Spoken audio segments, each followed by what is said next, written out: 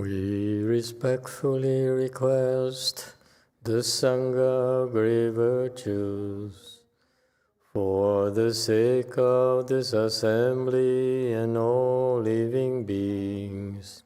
Please turn the wonderful Dharma wheel to teach and guide us how to end birth and death, leave suffering and attain bliss, and quickly realize non-birth. Cung kính đại đức tận thịnh, vì tứ pháp hội cấp nhất thiết chúng sanh, thịnh chuyên diệu pháp luân giao đạo ngã môn, như há liêu sanh thoát tư ly khổ đạc lạc, tốc chứng vô sanh. Homage to the Blessed, Noble, and Perfectly Enlightened One. Nam mô Sa Đan Tô Sư Chế Đô Yê Ở La Hời Đi San Miao San Pu Tô Xế.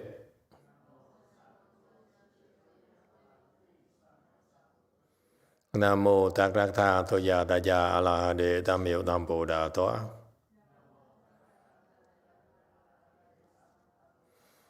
The unsurpassed, profound, subtle, and wonderful Dharma in 100,000 million aeons is difficult to encounter. Now that I'm able to see and hear, I will receive and maintain it. I vow to fathom the thus come one's true and actual principles. Wu sheng sheng sheng wei miao fa bai qian wan jie nan zao yu. 我今见闻得受持，愿解如来真实义。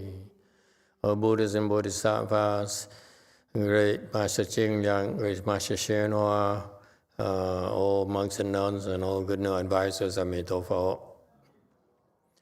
诸佛菩萨清凉大士师父上人各位至下人各位善知识阿弥陀佛.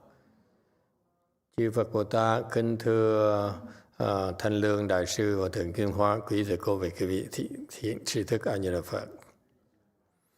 Hello everyone, thank you all for coming. Today is the 14th of January 2022. We are gathered here to continue discussing the preface to the Avatamsaka Sutra as written by Master Ching Liang. So he gives us a very wonderful summary of the profound principles. He actually delved quite deeply into it as well. Okay, we're on slide 122. This is because Vajrayana is a Shakyamuni Buddha. 其卢遮那是释迦故。 Okay, he's just discussing he's validating the sutra as a Buddhist sutra for us. So in order to be a sutra, you have to have a person, the third requirement being the person, the host, the speaking host, who spoke the sutra. So you're discussing, is this a one person speaking or multiple persons speaking? And the prior section says that actually it's both one as many as well. And it says right here, because Vajrayana, meaning a Dharma body, which is one, that includes everything, is also just Shakyamuni Buddha. Okay? Meaning what? Meaning that it's only different because you discriminate. In fact, the Buddha, whether it's Dharma body or transformation body, Shakyamuni Buddha, they're all the same. Okay, they're all have the full DNA, the full virtues, everything is all included. Okay? 124, because he's always present in this place is being present in other places, because he's being far away in other places is constantly dwelling on in this one. 常在此处，即他处故；远在他方，恒住此故。125, because the fact that he's here, Shakyamuni Buddha is here, does not preclude him from being elsewhere as well. The fact you see him here does not prevent him from being at other places at the same time as well. Right? And furthermore, whether the other Buddhas who are also supposed to be speaking the Flower Dharma Sutra as well, being farther in avoid places, they're not different from being here. Or Shakyamuni Buddha going to other places, he's not simply here alone, working. He's at the same time at other Buddha lands, working as well. And the fact that he's his being far away in other Buddha lands on assignments does not preclude him from being here as well, helping us. Okay? So our concept of space is very, very, very confined to our deluded mind. And that's why this teaching Hosya, the person who speaks the Dharma, can be everywhere. 126, because the bodies are not divided or different, and also are not one. 身不分异，亦非一故。So 127, commentary. The bodies, as you see it as a Dharma body, or transformation bodies, or reward bodies, are not divided or different, meaning that just because you see this Dharma body here of Vairocana, is it really different from the body of Shakyamuni Buddha, the transformation body? Vairocana is humongous. Shakyamuni Buddha is tiny compared to that body, the Dharma body. They're not different. Nor are they divided at all. It's all the same. It's how you perceive them. It's your ability to see them. Okay, and so they're not divided different, nor are they not one. Okay, so this is a concept of not one or many. It's all both one and many. 128, because at the same time, different places, the one body perfectly and completely appears in all of them. 同时异处，一生圆满，皆全现故。 129, he says, this one body here, or meaning that the Dharma body, okay, can be there speaking the sutra for the bodhisattvas, okay, at different Buddha lands, okay, but he's also actually, the same Dharma body is speaking the sutra also at all the other Buddha lands as well, okay, and so basically is speaking the Buddha, this Buddha is speaking the sutra at the same time at different places. This is an inconceivable state. Okay, 130, because all bodhisattvas cannot conceive of it. 一切菩萨不能思故。 Even the state here, where this Vairocana Buddha, okay, Dharma body Buddha, speaking the sutra here as well at all the other Buddha lands, is not something that even bodhisattvas can conceive of, can imagine. That's why when bodhisattvas hear of Shakyamuni Buddha speaking sutras here, they flock here to listen to it. And the other bodhisattvas flock to other places as well. Okay, so it's because they cannot fathom the state of this Vairocana Buddha. Only Buddhas can understand the state of Buddhas. Bodhisattvas have no clues. 132. Now, the first 10 bodies will be explained, and afterwards a non-obstruction will be described. 经先明实身，后彰无碍。 Buddhas, 133, commentary. Buddhas have 10 bodies. Okay? When you talk about Buddhas, they all have 10 bodies. And that's why he's going to go into those types of 10 bodies for Buddhas. And how these 10 Buddhas, the bodies, are not mutually obstructive. Right? 134. In speaking of the 10 bodies, there are two versions. The first is that based upon combinations with the three worlds, there are 10 bodies. 言实身者，自有二义：一，约容三世间为实身者。 135. So now discussing the 10 bodies of the Buddhas, then you can look at from different perspectives. One perspective is that look at the Buddhas as having 10 bodies in the context of the three worlds. What are the three worlds? The three worlds mean the worlds of things, insentient things, meaning material things, world of living beings or sentient beings, okay, or living beings, and the world of the Buddhas or the proper enlightenment. Okay, so those are the three perspectives that you can use to look at the 10 bodies. So far, so good? 136. 1, the living being's body. 2, the country bodies. 3, the body of karmic retribution. 4, the sound hearer body. 5, the body of those enlightened to conditions. 一，众生身；二，国度身；三，业报身；四，声闻身；五，缘觉身。 137. So, if you talk about the 10 bodies of Buddhas, what are they? These are the bodies that can be differentiated. Number 1 is the Buddhas manifest as living beings.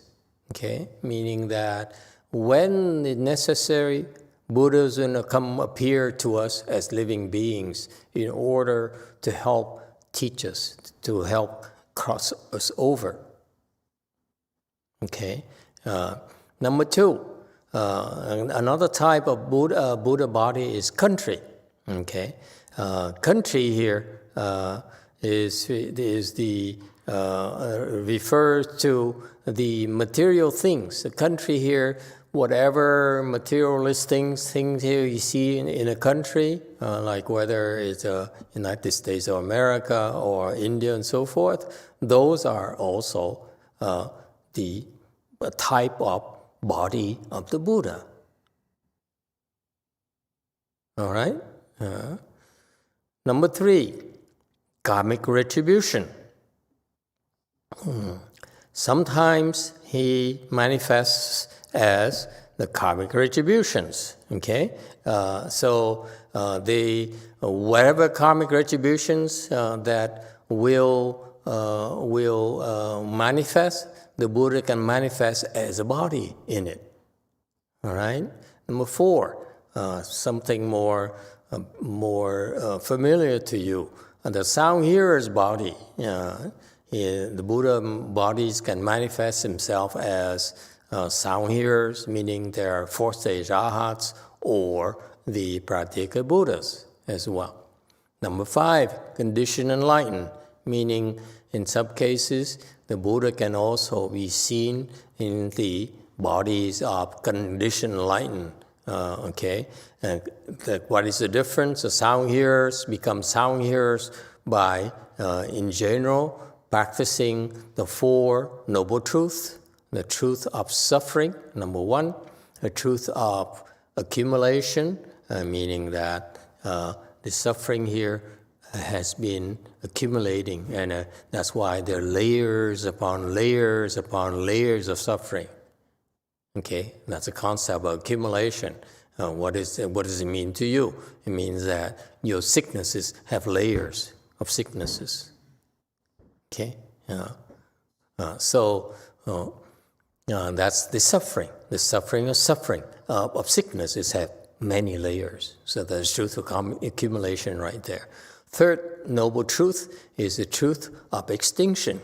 And the Buddha says, yes, I know, I'm teaching you there's a lot of suffering in the world, and the suffering has multi-layers, okay?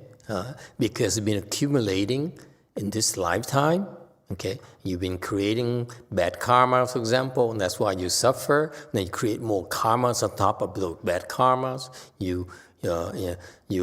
And then you keep on creating layers upon layers of offenses. That's why these sufferings are multi-layered. So far, so good. However, when I teach you about that, I also is only to test you, to prepare you for the good news. First, I tell you the bad news.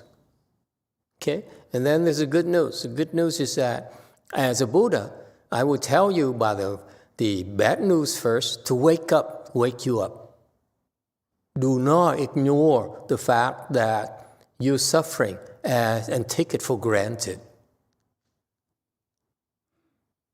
You can do something about it. You don't have to say, okay, so I'm miserable and therefore it's my life. There's nothing I can do about it. No, Buddha says, I'm teaching you about all sorts of sufferings and how they accrue through accumulation, how they accumulate. Actually, it's in order to tell you the good news, is that in spite of all the overwhelming odds, in spite of all the overwhelming suffering you have, there's still a way for you to put an end to all the suffering. That is called the truth of extinction. You can destroy and put an end to all the suffering forever. And that's called extinction. Okay? And that's possible. Anyone and everyone can do that. It's not just reserved to the Vietnamese. Okay? So that's why the extinction here is something that any living being, all living beings, can be taught to get there. Okay, and then finally, how do you get there? And this is the truth of the way. And there's a way here. What is the way? The way that Buddha did it himself. Okay, he did it. He came to our world and demonstrated it. He says, I'm just like you. I have a human body, I need to eat, I need to go to the toilet just like you, no different from you, okay?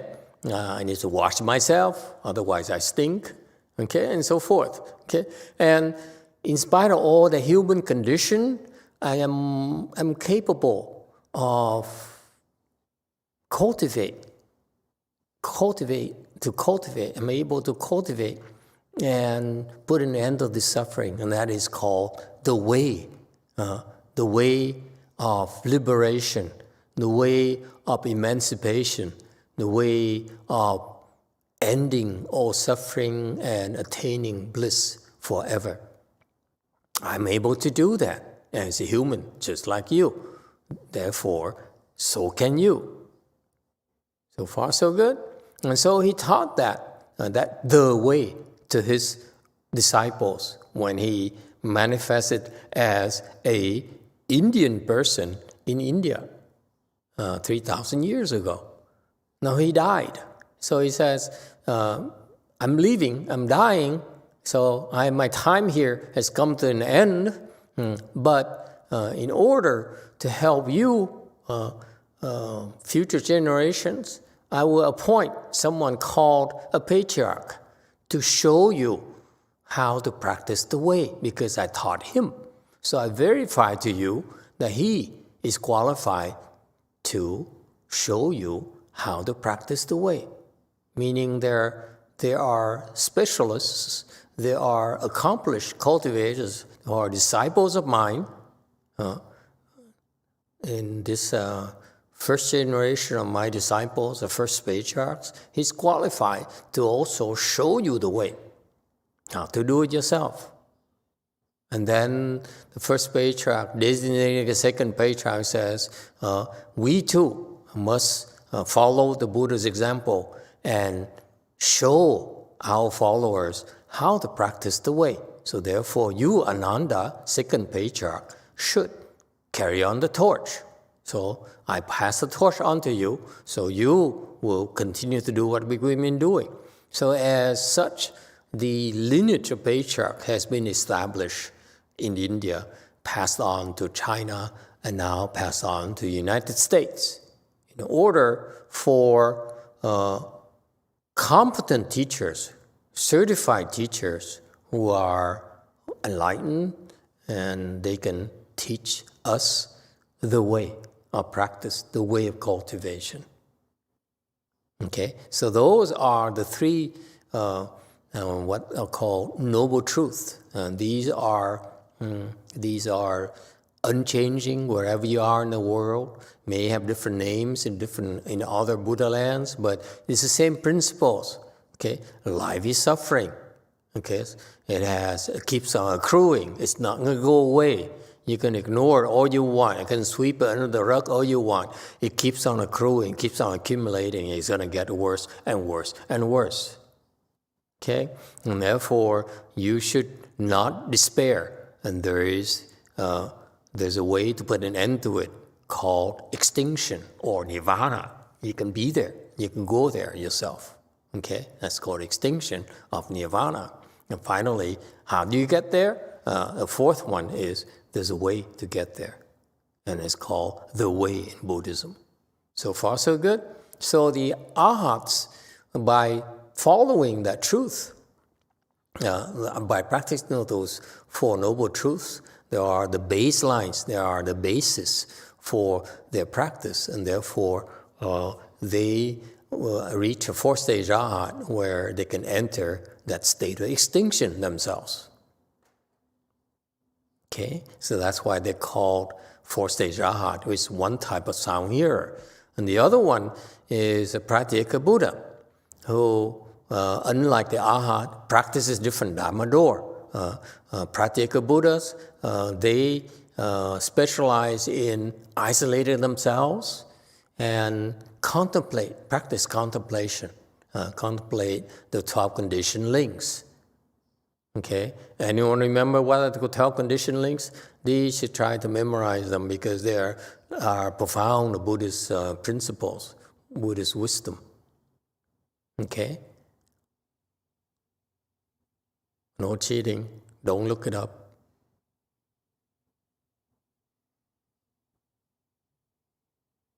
Why is it so quiet? No one is raising a hand. Okay, internet people, you can cheat.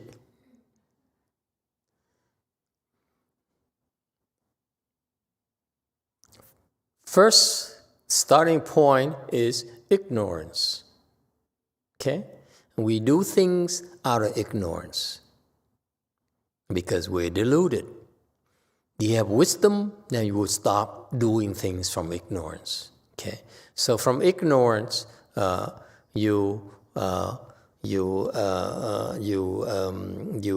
create karmas, 行. Okay? So 无明, because ignorance we create karma, so it's called 行 or actions, karmas. Okay, because of karmas, then consciousness comes. Okay.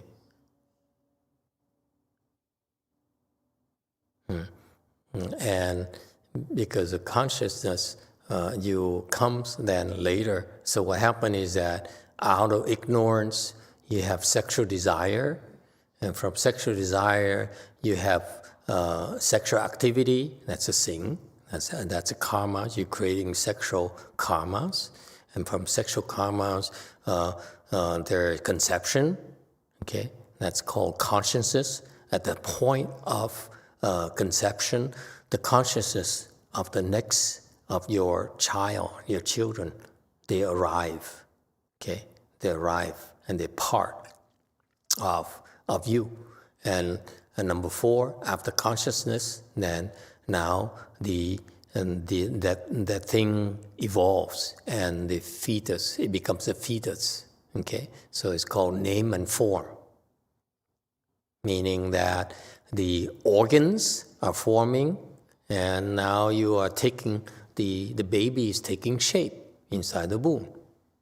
Okay, anyone else?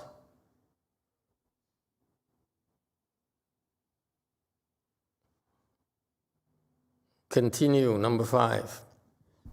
So I looked it up, so I did not memorize it. The next one is the 6 sense bases. Okay, meaning that because of name form, now you have the next stage of the contemplation is that with the fetus being formed, now as time goes on, then now you have the 6 organs, the sense organs are being formed. Yes. Okay, and what's next? Is contact, sense, impression, or touching. Okay, so because there's 6 sense organs being formed, now you have a body. Okay, and then because of this body here, okay, of the sense organs, you have 2, which is contact. The 6 sense organs, your organs are designed to reach out and interact and sense the outside world. That's called contact. 2, okay, meaning that there is proximity, there is a reception of the sense organs based on the from the external data. It's being sent to you through your sense organs, looking at things, hearing things, tasting things, and so forth. Okay, that's called contact. Okay, and what happens when you have contact?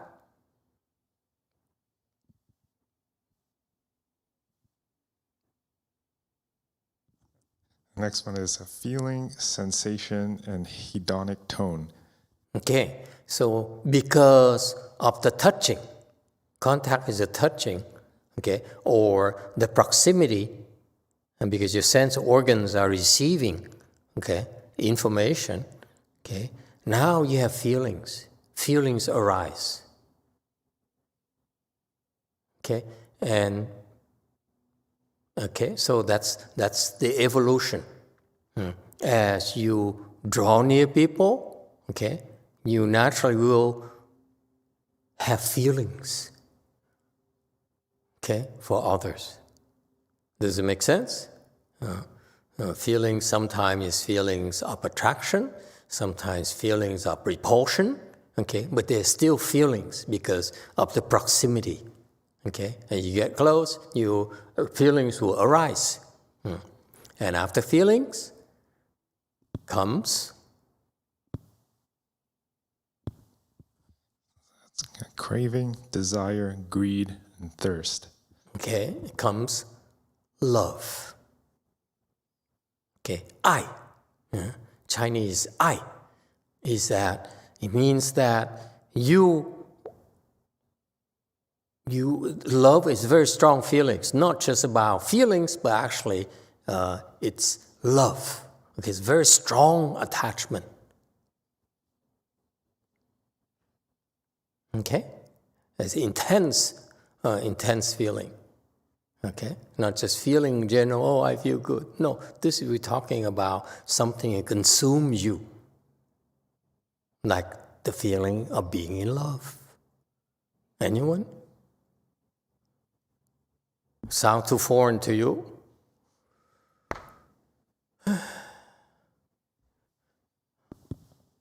Yes, too. Thank you, Master. That doesn't sound foreign at all to me. Well, the Westerners are specialists in love. Yes? Okay. They laud love, and they praise love, and they crave love, and they seek love. Okay? And that's what drives them to incredible feats out of love. Yes? And from love comes clinging, grasping, sustenance, attachment. Yes, comes chi, meaning it's grasping. Okay? When you love someone, you cannot let go. Okay? You hang on to them. Okay? So from grasping, that's number what? I forgot. I lost track of the count already. This is... Chu. Grasping is number 6. It doesn't say what number it is, so I don't know. You don't have the count? The 12 condition links, what these are the 12 steps of how life perpetuates itself. Okay? From love, you have grasping, meaning you cannot let go. From grasping, you have? Existence. Existence. Okay? Meaning that it's not, because, I'll give you an example, because you love your wife so much that you will come back and seek her out. Vice versa. When you love someone so much, you will keep on coming back and seek that person out. Okay? That's why you come into existence again. Okay? And from existence, It's birth. because from existence you were born. So you take on a physical. You go there in order to make it happen. Jewel Conk, go ahead. Hello, Master. So if you have a strong feeling for somebody, and then you know it will bring you to reincarnation, but you can't help yourself. So if you send that person to Pure Land, would that help?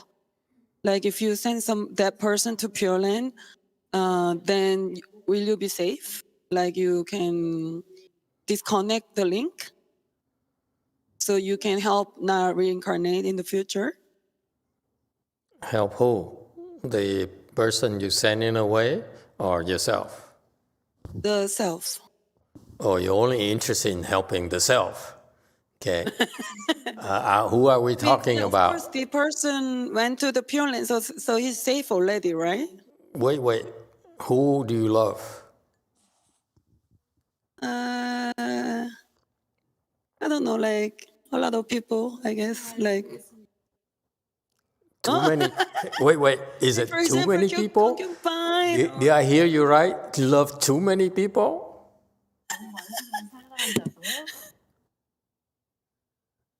It's love and hate at the same time. Both are the problems. We're discussing love. We're not discussing hate yet. What about love? So who do you love?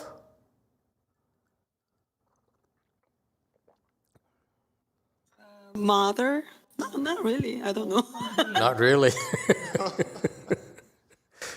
So you really don't love anyone at all, do you?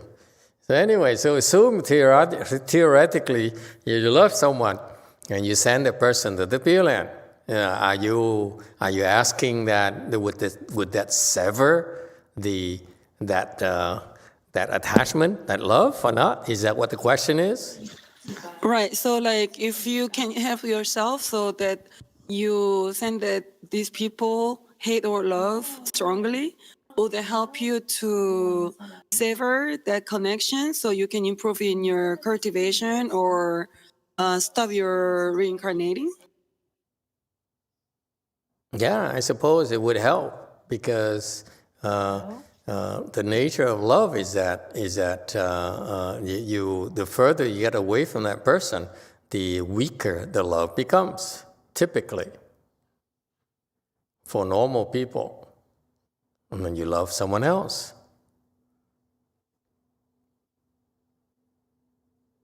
Does it make sense? Does it ring a bell?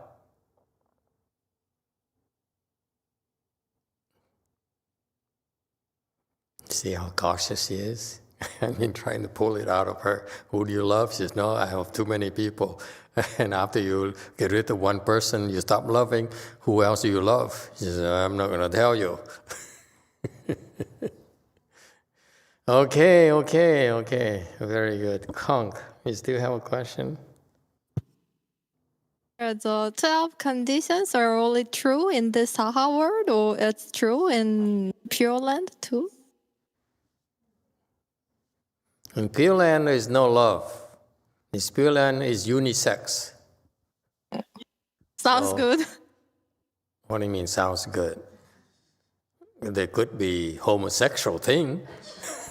How do you know?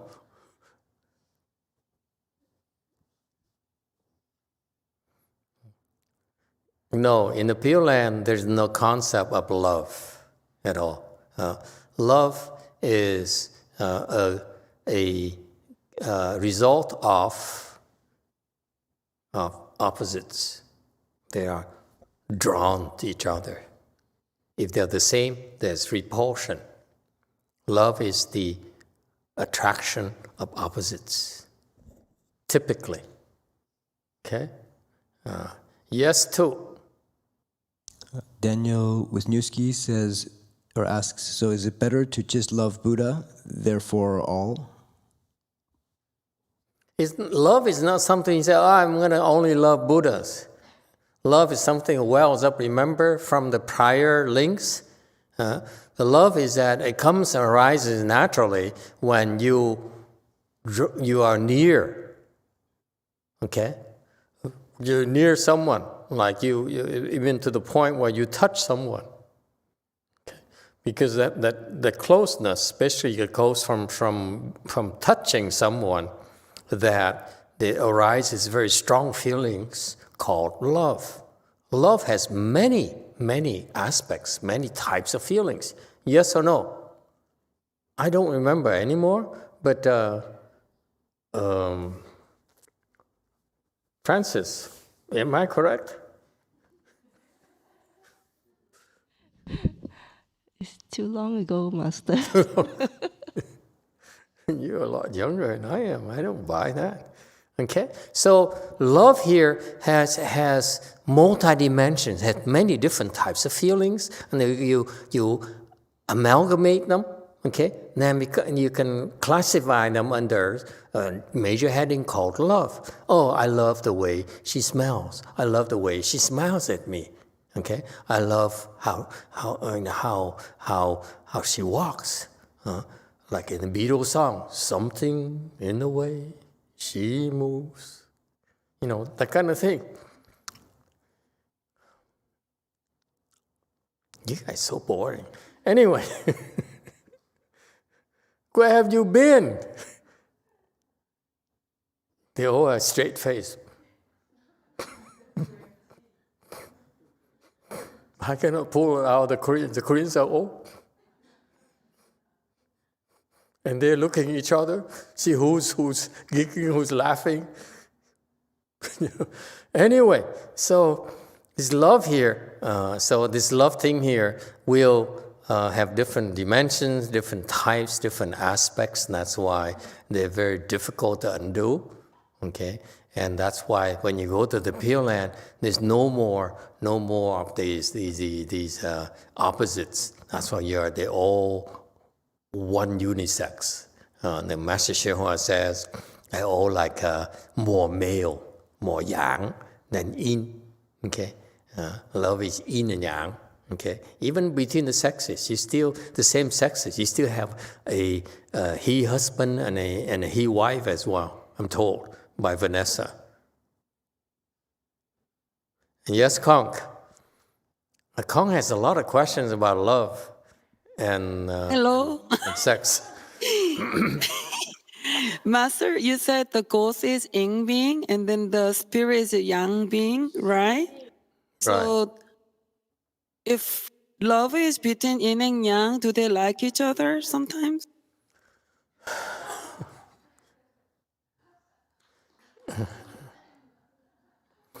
You know what that is called? It's called crossbreeding.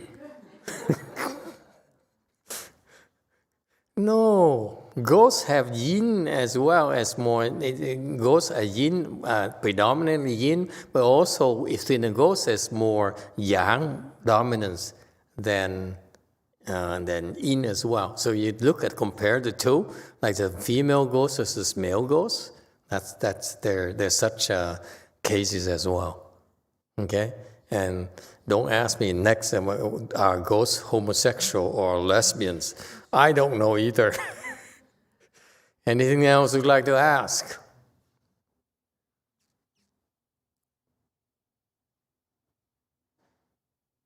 Okay, so the original question, if you send someone to the Pure Land, would you sever the thing? Okay, you send someone away, okay? How does it resolve the thing? You still have love arises from your contact, right? So you send that person somewhere, okay, to the hells, to the Pure Land, to the heavens, whatever, okay?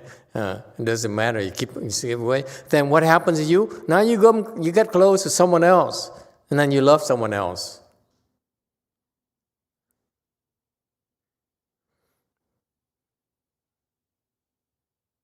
So it doesn't resolve the problem. Furthermore,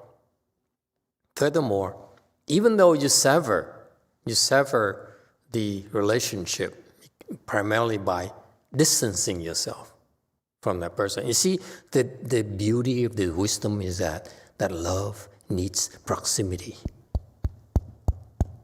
You don't have proximity, the love cannot grow, cannot sustain itself. Does it make sense? That's why long-distance relationships are very, very difficult to sustain. That's a common wisdom nowadays, right? Long-distance relationship, forget it. It's not. It's bound to fail. Okay, so you sever the physical relationship, and guess what? Now you have a need for that unmet need, and you draw near someone else. Now it multiplies again. So to severing the connection by distancing yourself does not solve the problem. It solves the problem of one person maybe, but then you still have, the same receptors for the COVID-19. All right? Does it help? Now that's one thing. And the one more thing you should be aware of is when you have this love there, it's stored in your consciousness. So you may be distancing yourself from that person you love, but the next time that person comes back to you, close to you again, those feelings are rekindled, if you will. So it doesn't get resolved at all.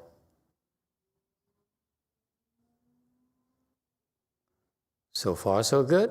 In a way, you could use that. So you go to the Pure Land and you say, I have these unresolved connections with my wife, my parents, my children, so forth. And then the Buddha, the Amitabha Buddha sees that and says, okay, you have these unresolved things. That's help send you back and rescue those people. Because when you go back and see those people again, because of your prior karmic conditions, they are more receptive to you for some reason. It's not clear to them. It doesn't matter, okay? What happened is that you have the foot in the door with those people you have prior connections with. That's how you can save them. All right? So there's no need to sever it, in that way, in terms of sending away and distancing yourself. The only way, finally, to sever it is to actually destroy the roots of feelings, the roots of ignorance. And that's why you see all these links. Okay, continue. The last link is aging and death. Aging and death, birth and aging and death. So that's a 12th link. So with the birth, then there's death. Okay, aging, meaning you have wrinkles on your forehead. And no matter how much you tighten it, it's still wrinkles. Eventually again, you tighten again, it's still wrinkles again. Okay, so that's called aging. And death is that you stop breathing. Jewel conch. Okay, let's see what else conch can come up with. So, Master, if the resolution is to destroy your ignorance, in the previous lecture, you said the ignorance is like different from stupidity, and ignorance is to be destroyed when you have the big enlightenment. Is that right? No, here ignorance actually is stupidity. Okay, here's what happens. So now you see the 12 links. Okay, so these practical Buddhas, they memorize these 12 links. Okay, and that these 12 links will help explain to us, to all of us, why things happen that way. And that's wisdom. So these practical Buddhas, they go somewhere by themselves so that no one bothers them. No TV, no internet, no Facebook, no Google. Okay? So before they went, because there's no Google, they memorize it.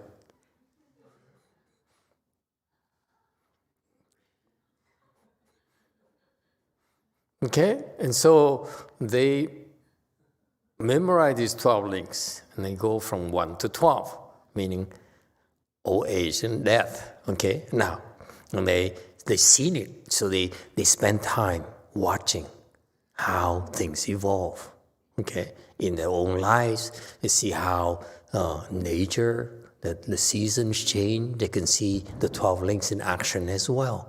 Okay? And they realize that those 12 links are the conditions for life, for existence. Okay?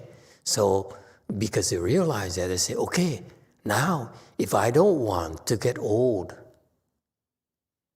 besides going to Seoul for cosmetic surgery or Bangkok for cosmetic surgery, I heard it's pretty cheap.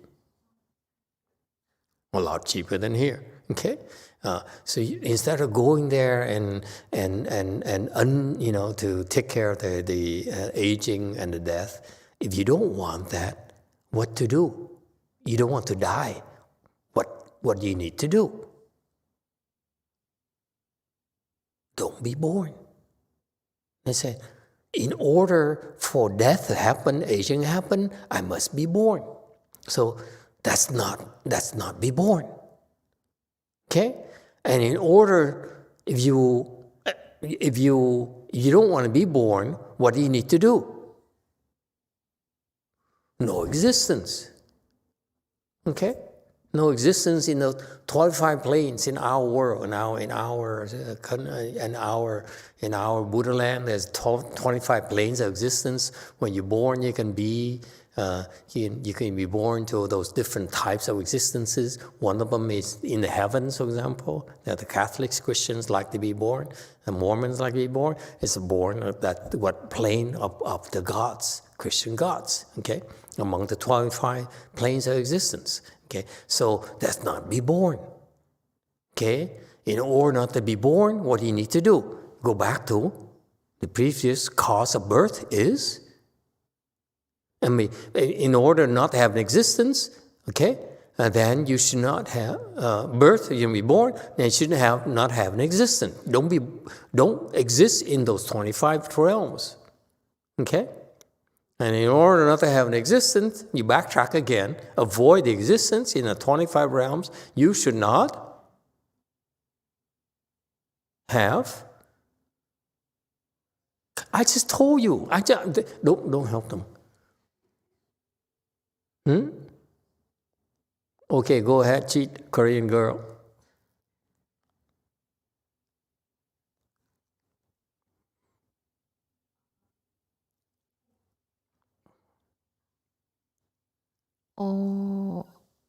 그러니까 이유가 있기 전에 취하지 말아야 되고 애를 끊어야 된다고 생각합니다.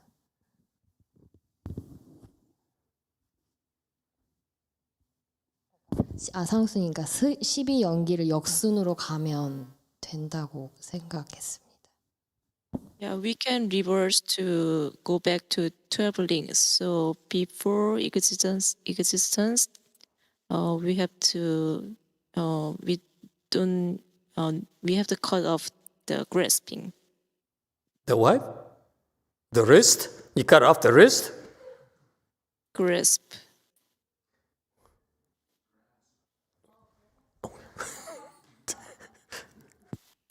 Could you repeat that again, please?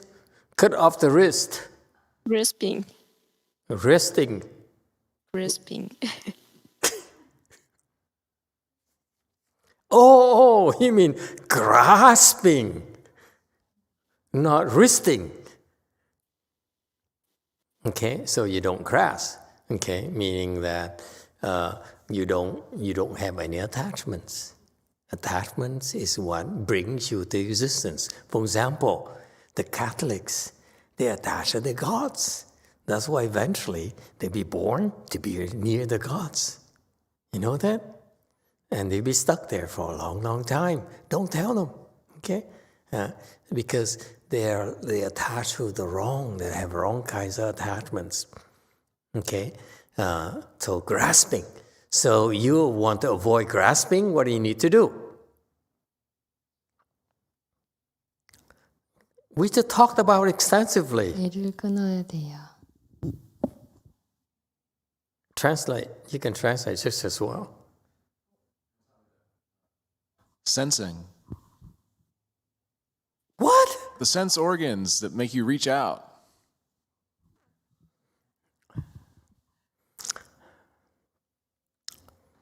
Hit him.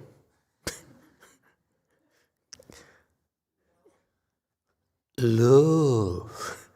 Love. Love is what gives rise to strong attachments and divorce battles and divorce lawyers.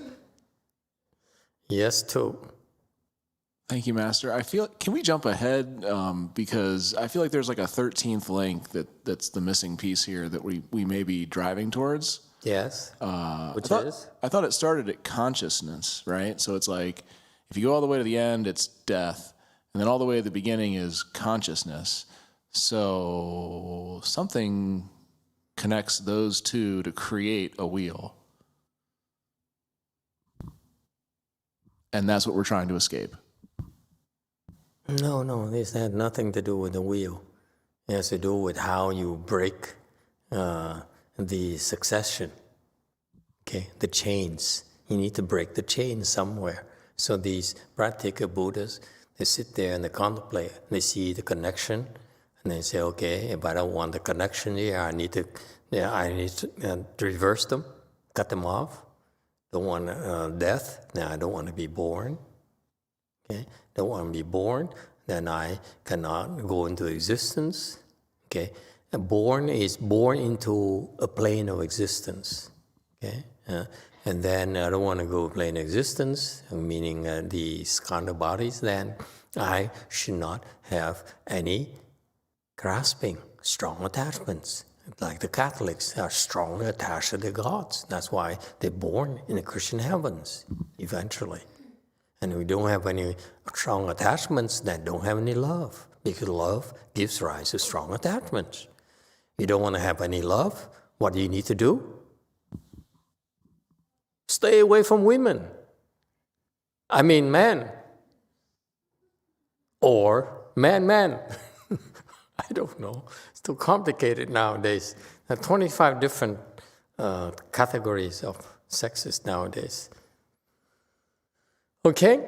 So you avoid the contact. Don't be stupid. If you want to avoid that, then that's why you separate yourself. Don't keep on going back at it and say, hey, I can handle this. No, you can't. So you avoid the contact.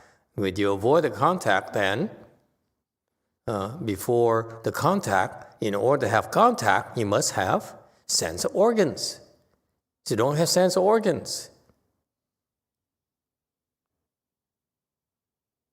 don't wear glasses. Okay? Because it will reinforce, the sense organs. And so forth. You traverse back and so forth. And eventually you go back further and you say, okay, let's not have any sexual activities.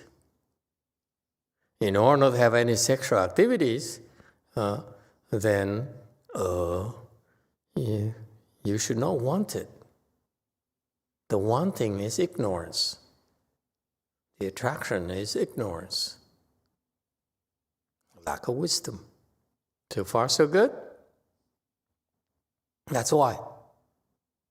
So the practical Buddhas, they isolate themselves so that they can spend a lot of time observing nature. They observe the seasons, okay? They observe how nature evolves and say, that's a Tao conditioned links in action right there. Yes, too.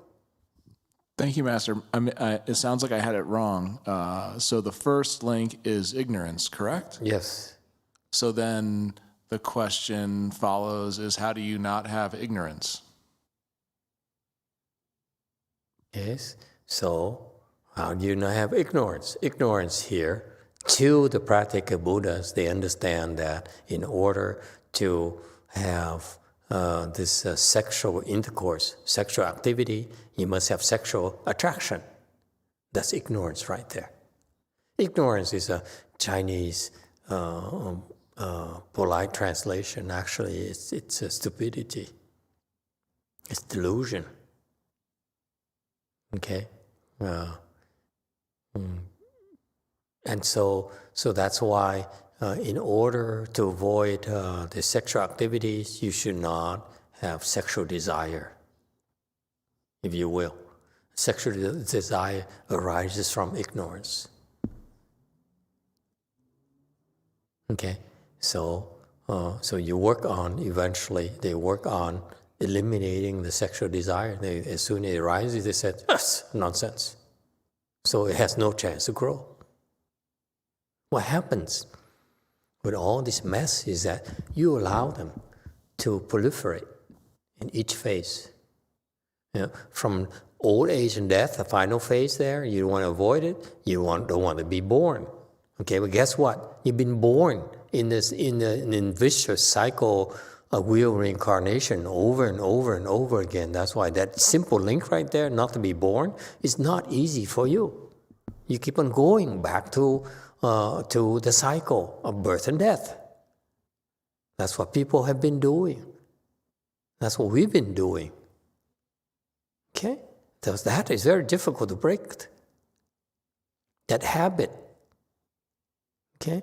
That habit, the one thing that you should immediately understand is that the death right there, okay, in order to stop the death, you need to stop the birth, right? What is birth? Birth begins with your thoughts. When you have thoughts, that's birth. You understand now why in Chan, Chan is a vehicle, the training means for us to help you end birth and death by stopping your thoughts.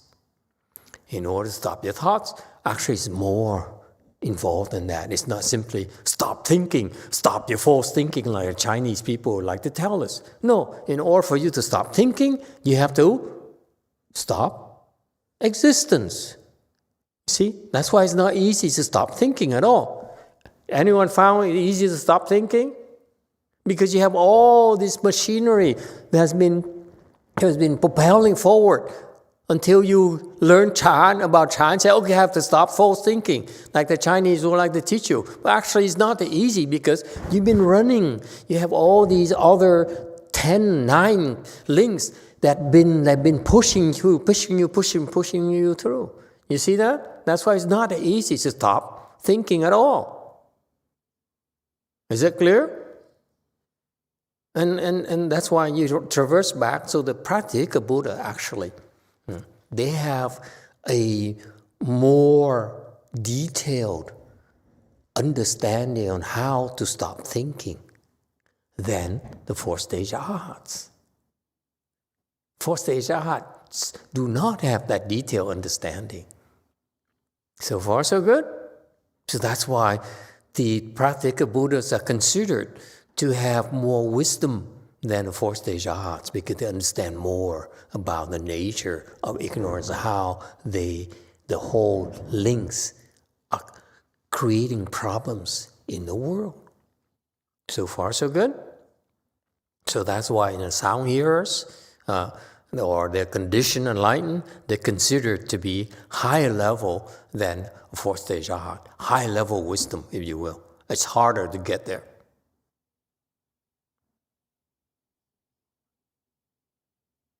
So far, so good.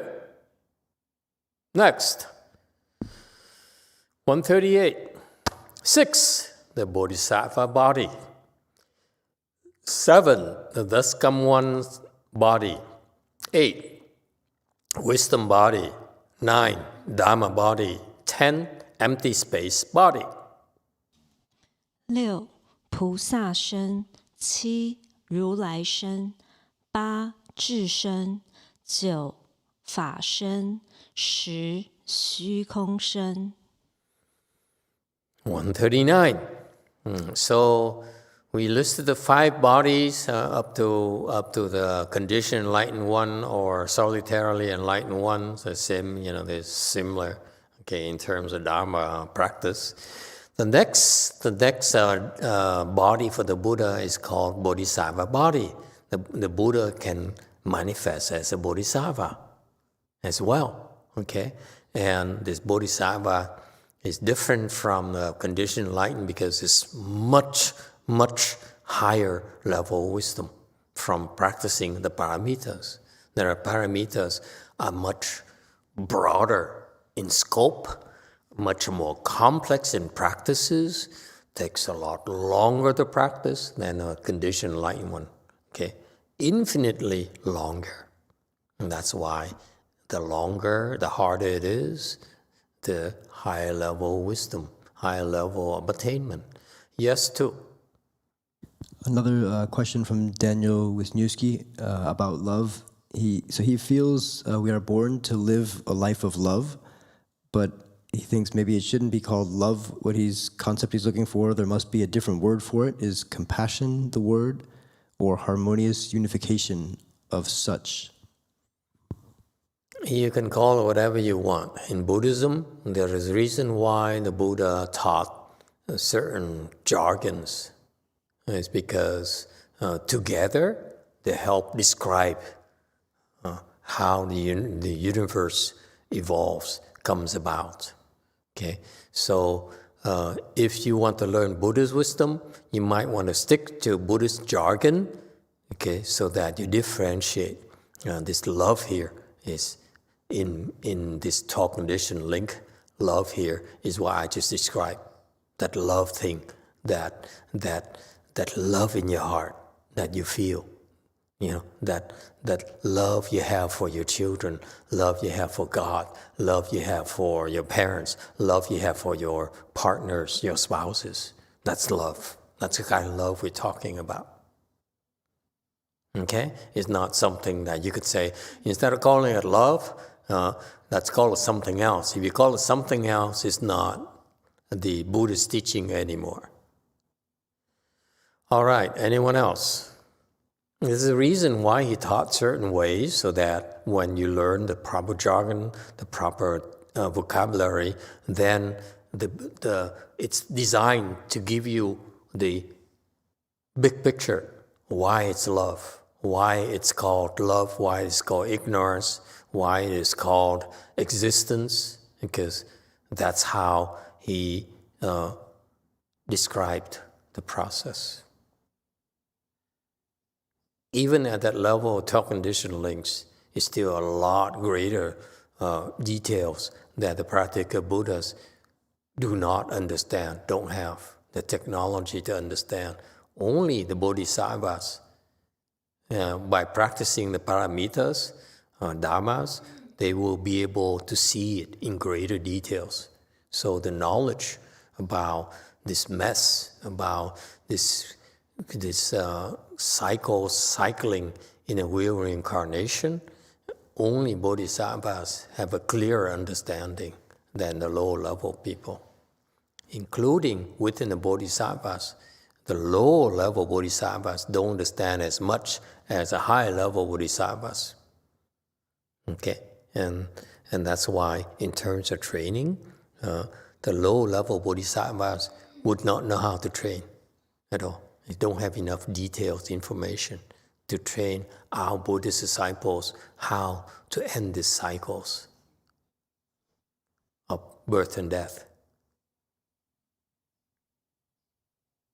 Okay, so that's why as you progress to high-level bodhisattvas, you become a mahasattva, that's when you begin to be taught how to train people.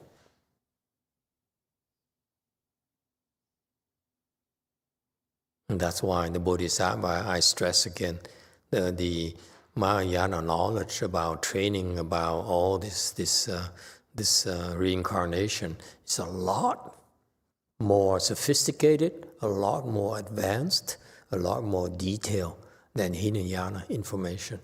And that's why when we look at the Hinayana teaching how they train the people, how they teach them the people to meditate, clearly they don't understand why there are false thinking,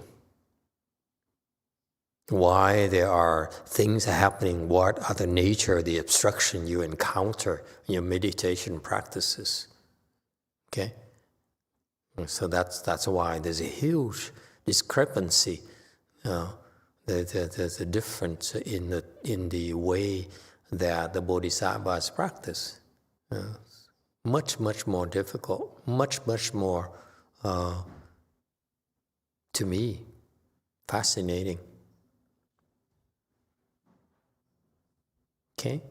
So that's why I would call Hinayana knowledge about Buddhism is like small knowledge, incomplete knowledge. The Buddha calls it half-word teaching. It's being generous, it's not even half. Okay? It's tiny. 1 grain of sand in the ocean, on the beach. That's the relative proportions. 7, thus come one's body, meaning it's the Buddha's body. Number 8, the wisdom body. Okay, and number 9, the Dharma body. Okay, so this common body refers to Shakmini Buddha. Number 7, number 9, Dharma body refers to Vajrayana body. Okay, and number 10, the empty space body, all the empty space. Okay, now the further you can break down these 10 bodies too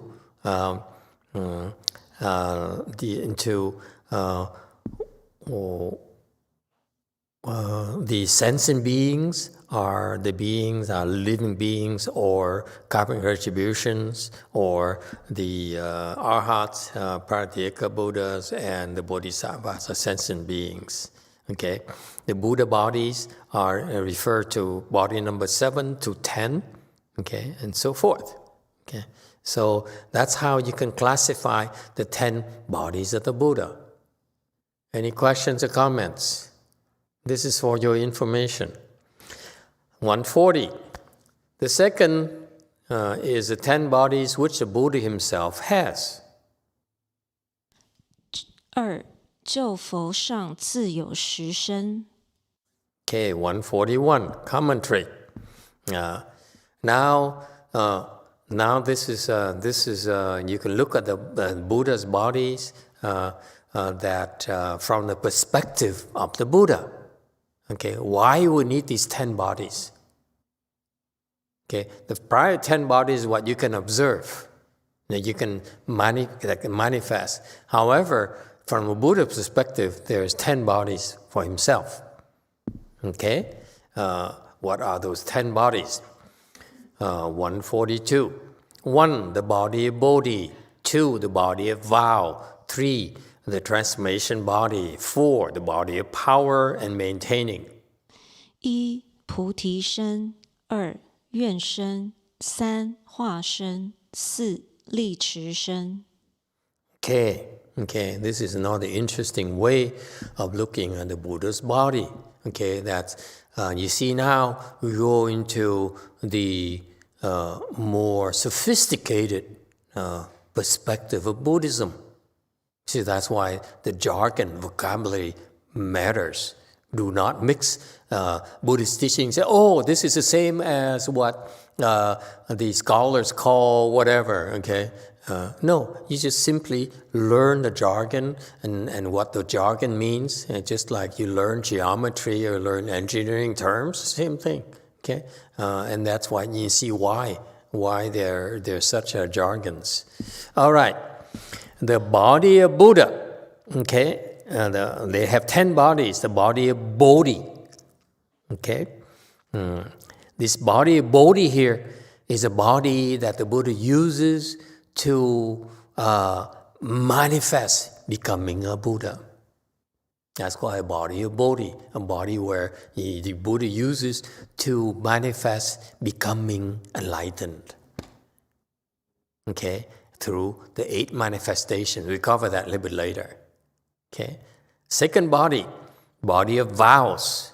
Okay, this vow here is very interesting. So the first body says, the Shakyamuni Buddha you see is called a Bodhi body because it's a body that the Buddha uses to manifest, to demonstrate to us that a human being can become a Buddha in this world.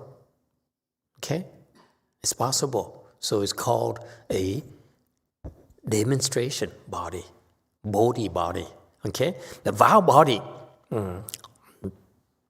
Okay, he says, before I can go down here and demonstrate to you this body called Shakyamuni Buddha, I will stay in the Tushita heaven.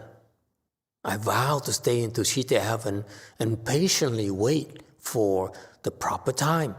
Why is it important? Because for me to go down here and go through all this hassle becoming a Buddha, okay, I need all conditions to be ideal for that to happen, meaning that with people who are supposed to be taught by me have to be born there. Does it make sense? So I vow, in the past, I vow to save those living beings. So that's why I will sit here in the Tushita heaven and wait until they're born together there. Because I vowed to help them already. So I have to wait for them. Does it make sense?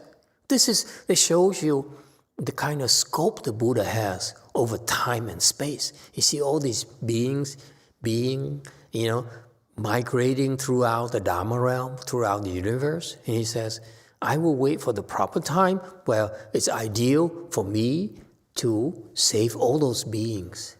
So I have to wait for them. I vow to wait for them so that I can save them.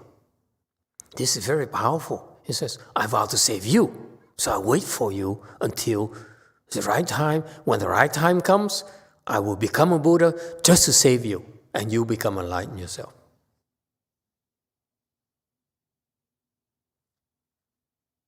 Interested or not? It saves a lot of work for us. If we can somehow be there under Maitreya Bodhisattva, for example, when he becomes a Buddha, then we become enlightened just like that. No need to cultivate. Who cares about Chan? Wei Yang is too slow. See that? Interested? Hey, how about this? What if you go to the Pure Land? In case some of you are interested, you go to the Pure Land. And because of your low level, you go there and work as a, let's say, a tricycle pusher.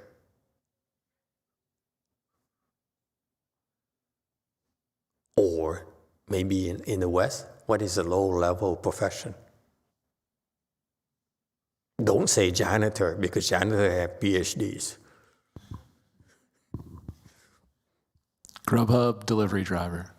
Grubhub delivery person. Why, you are so arrogant. Anyway, okay, you're born in the Pure Land. And unfortunately for you, okay, that day I wasn't feeling well, so I didn't, help you that much. Okay, so you're born at a low level, like you're born in a ghetto, the Pure Land ghetto. Yes, it still has, the land is still made of gold, but you don't have a huge palace like the rest of us have. Okay? And so you say, this is not good state for me.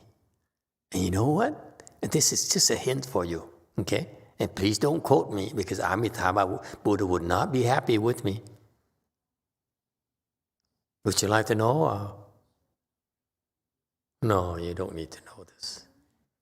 Amitabha Buddha, when you go there, there's certain tricks and techniques and shortcuts you also need to know. Because what happens if you're born there and you are very low grade? So what happens is that you're born low grade, you go to Amitabha Buddha and say, "We're honored one. My grade is too low." Okay? So can you remind me when Maitreya Bodhisattva comes to the Saha world? Can you send me back there so that I can become enlightened under him in one day, one night? That's it. Because if I stay here, it would take me a long, long time to climb up the ladder.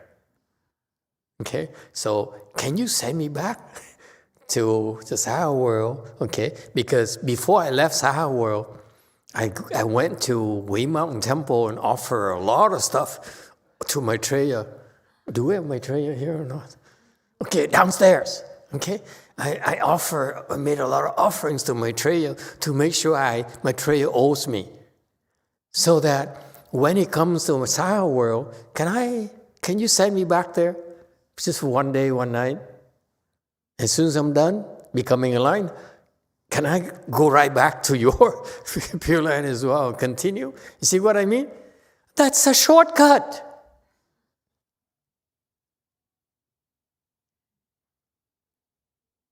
It doesn't justify you giving donation of Maitreya to my temple. Ungrateful people.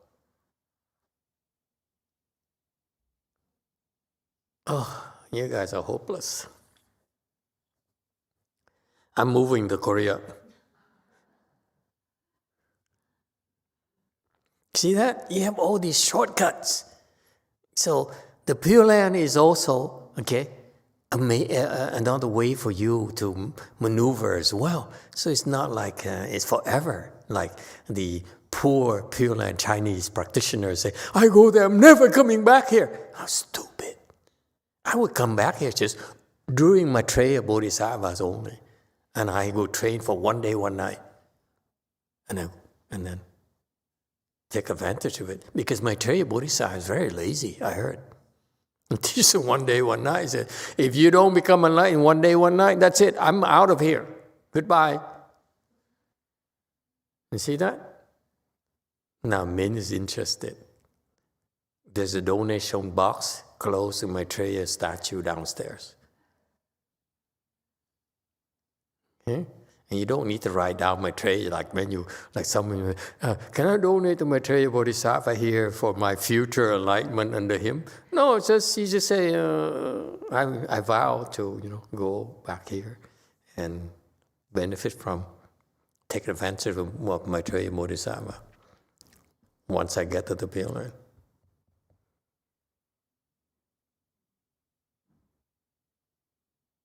Yes?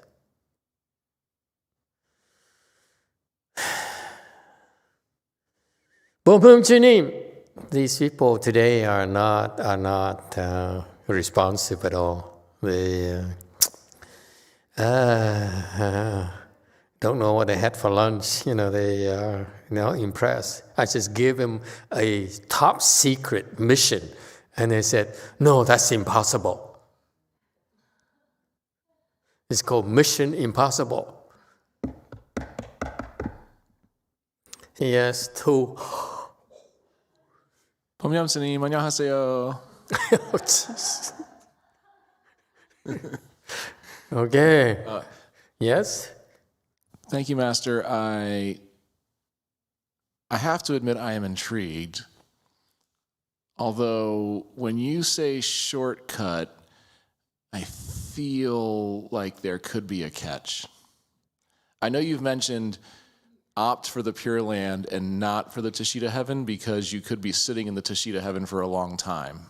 Yeah. Oh, it's much better than Pure Land. Are you kidding? Tashita Heaven is a heaven. Pure Land is far more luxurious. They have cars you cannot imagine you can have. Chariots, cars, horses, whatever you want. It's all there. Tashita Heaven is just Tashita Heaven. No big deal. And I also recall you saying that if you make it to the Pure Land, then you can ask Amitabha Buddha to have a tour of all the other lands, and he'll send you on a tour, like Absolutely. Absolutely. But take advantage, just not the tour. Go there, go back here at the right time so that you can improve a lot faster. That's the whole point. So, future Buddha, Maitreya... Think of it this way. You and your wife go to the Pure Land. Yes. And you're born the same grade because you're right now on par. Okay, you're born same grade. We both like golf, yes. Okay. Now, you on par, at par too. Okay. You also have at par and on par. Okay. So now you go and don't tell your wife. I tell Amitabha Buddha that I'd like to go visit Maitreya Bodhisattva. Here comes the Buddha, and Amitabha. Okay, I remember. I make sure I will arrange it. What happened? So when that happens, you fly right back. Okay. To be with Maitreya Bodhisattva, become enlightened, and then come right back and surpass your wife without having to do anything. Sounds good? When the wife says,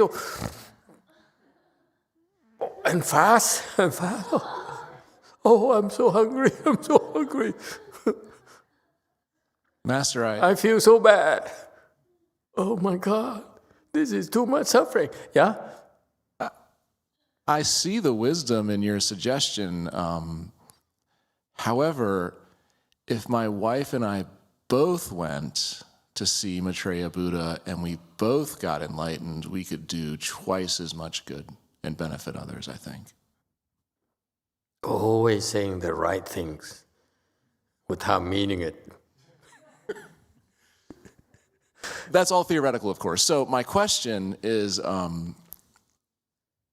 Maitreya Buddha is supposed to come at the end of the Dharma ending age? Is that correct? No.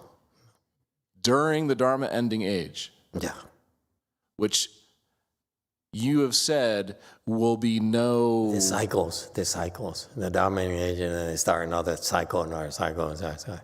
Okay, because if the catch is you come back during the Dharma ending age and there's terrible winds and there's terrible fires and there's terrible, everybody living underground. They will, when Maitreya Bodhisattva comes, it will be a new era. Okay, that's why it takes a long time. We have to wait until all this mess blows up. Then to me, it sounds like Maitreya Buddha is going to be getting some donations, Master.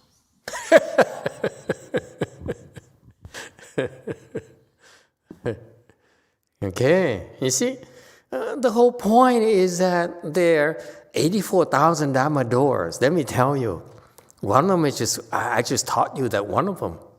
You go to the Pure Land, you still come back here. One such Dharma door to take advantage of a material bodhisattva. You see? If you're interested. All right. So, and you think that cultivation is only Huatou or only reciting Buddha's name. No, there's many tricks like cryptocurrencies and never mind. Okay, so the Buddha here, remember the Buddha, second body is that a vow body. He says, before I come a Buddha, I will vow to stay in Tushita heaven. Okay? That's one body. Number 3, transformation body. And from Tushita heaven, I go down to the world. Okay? And that's called transformation body. So far, so good? Okay? Number 4, the body of power and maintaining. Okay, Chinese people, don't help them. What does it mean? I want to hear guesses from non-Chinese people. What does it mean to you? Or people who don't recognize Chinese characters. What does it mean to you? What happened to the old monk?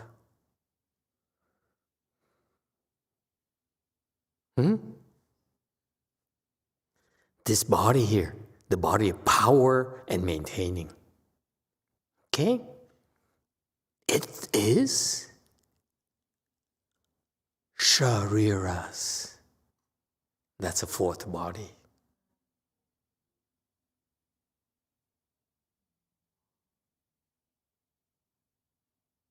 Shariras.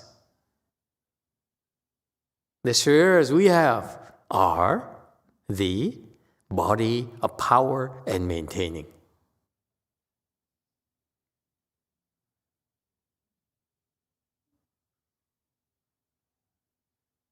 Isn't that cool? Why power and maintaining? Power is because you need a lot of power to generate shariras. Okay? From this flesh body he was cremated and he created by his spiritual powers countless shariras. Okay? And they were distributed in India, throughout the world. And when it comes to our time, even more shariras were created because it's power.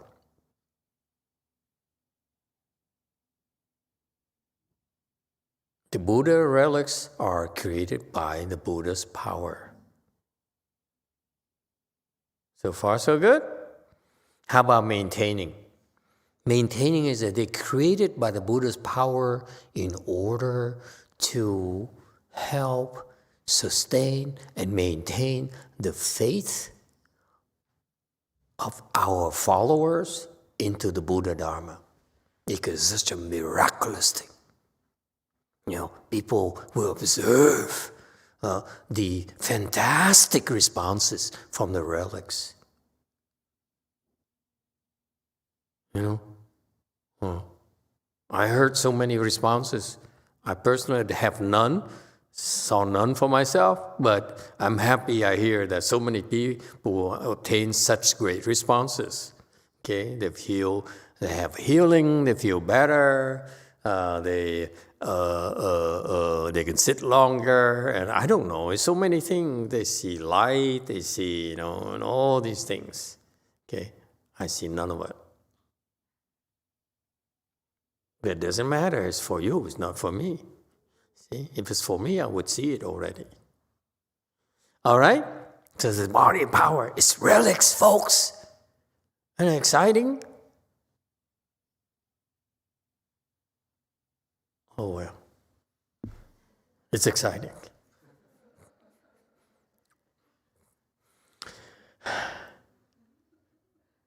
It's a thankless job. You may explain this is such advanced information, such top secret tips, and yeah, okay. What else have you got?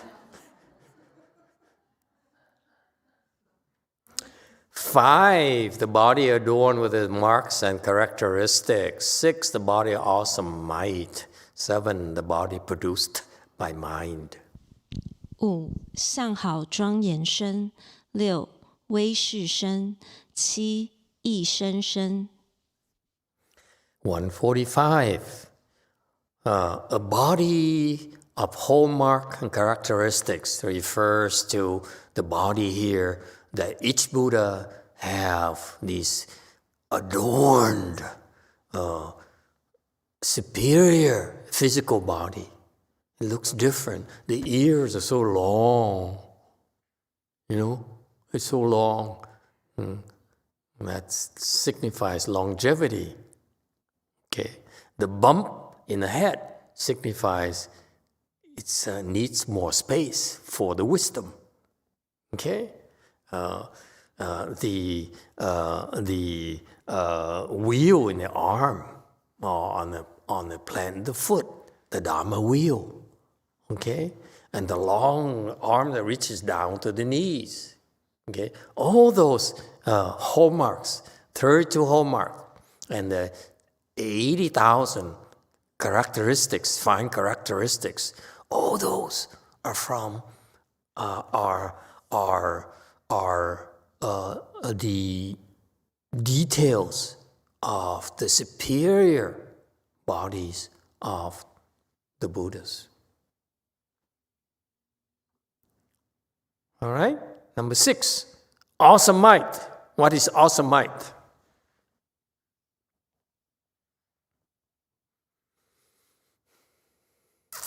Since you are like nonchalant, I don't care to explain this to you either.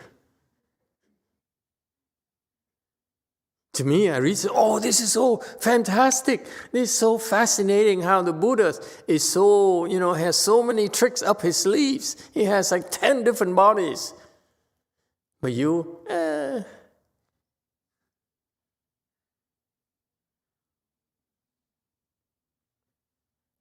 Awesome might. What does it mean? It means that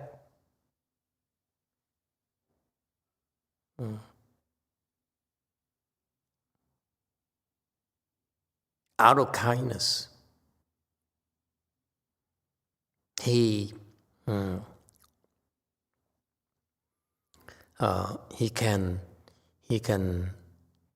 manifest a body, okay, a type of body, in order to subdue everyone. Meaning subdue the demon inside of you or the demons outside of you.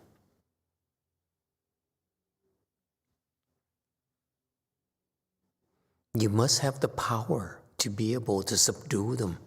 This is why we cultivate. We cultivate in order to develop the power or the ability and the power to subdue the demons. Otherwise, you can't really help others. If you cannot subdue the demons, you can't help others. Like a 4th-stage Arhat, he cannot subdue demons. Pratyeka Buddhas, they cannot subdue demons. They can't. That's why the kind of people they help or the kind of help they provide is very limited. Is that clear? So it's real when we talk about helping people, helping living beings, crossing living beings over, meaning you have to help them overcome their obstructions. Just no talk. You must have the ability. And this is it. It's called awesome might because he's very kind. He says, I will bring joy to your life. Okay? I will refer you to a good movie. It will help overcome your reluctance to American cinematography.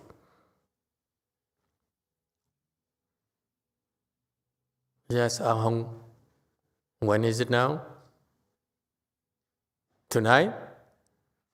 Okay. Someone give me $100, borrow. I'm supposed to buy the popcorn.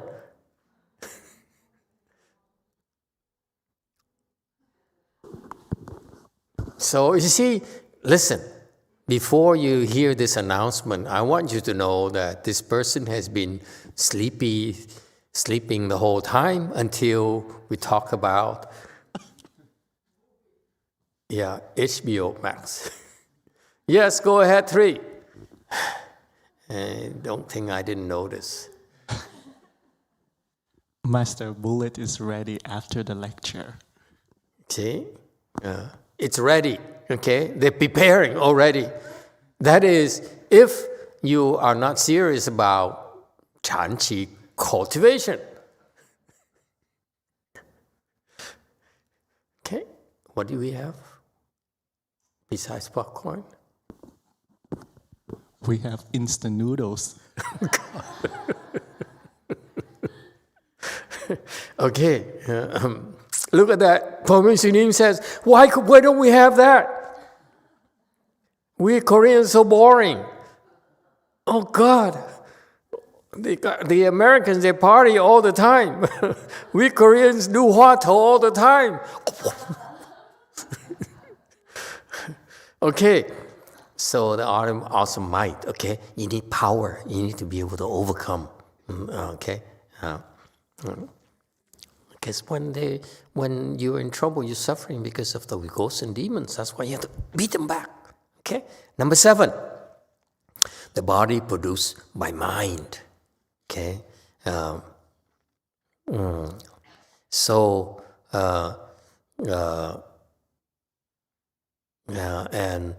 This body, mind produces the Buddha.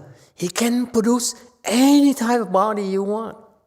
He wants. Any type of body, he can appear when we recited the Universal Door chapter of Wan Yin. He says she has 32 transformation bodies. Those are examples of Buddha, of bodies produced by mind. Except that the Buddhas can produce countless body types. Okay? It's fantastic technology, think about it. Okay? For example, he could produce a body of cars. Now we have a shortage of chips and cars. Produce bodies, such bodies. Okay? Produce them. Okay? Anyway, 146. Yes, back there. 4. Anh Di Đà Phật, thưa thầy, con có cái thắc mắc là không biết Đức Phật Thích Ca lúc mà ngài còn sống thì to lớn như thế nào, mà con thấy cái răng của ngài rất là to, thành ra con không biết là có đúng không? Thấy to lắm thầy ơi. Master, I was wondering when the Buddha was alive, how big he was, because I noticed that his tooth sharira, it's humongous. So I'm wondering, is that true? So she's implying, let me paraphrase it for her. Given the size of the tooth sharira we have, then it must belong, the Buddha's body must be as big as a buffalo. Is that what you're trying to say? Spell it out, spit it out. Con không có nói buffalo, nhưng mà con nói chắc big lắm thì cái răng nó mới to như vậy. Okay? What happened to the old monk? I mean, just on the night when we talk about the Buddha's relics body, he disappears. He says, I'm going to isolate myself. I'm not going to... Yeah. I'm not getting much help tonight. Okay, what is it? No, it's a good question. The Buddha, when he's alive, his teeth are normal size. Not I was there, I believe they're normal size. Okay? But our relics are bigger because it reflects the blessings. Because listen, what happens to these relics is that you get them. Originally, the Buddha, when he died, he had all these relics. Okay, his tooth and so forth, the hair and so forth. Okay, and what happened is that as you put it to a temple, okay, you leave it in the temple, depending on the blessings of the temple, the thing grows and grows and grows and grows and grows.